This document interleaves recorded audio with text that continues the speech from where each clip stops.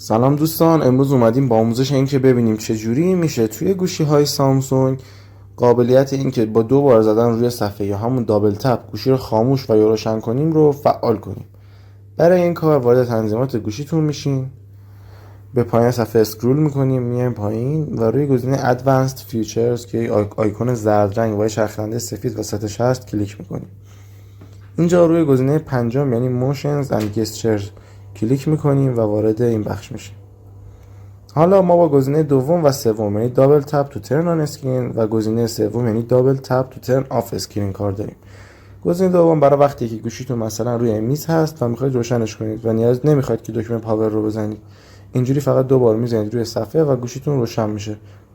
اما گزینه بعدی برای وقتی است که شما توی صفحه اصلیتون هستین و برای اینکه نخواین از دکمه پاورتون استفاده بکنید میتونید با 2 بار زدن روی والپیپرتون، تاکید میکنم نه رو برنامه، رو آیکون برنامه‌تون، روی والپیپر گوشیتون که 2 بار بزنید میتونین صفحتون رو خاموش کنین. الان من گزینه دوم یعنی برای روشن کردن و گزینه سوم برای خاموش کردن صفحه رو روشن میکنم.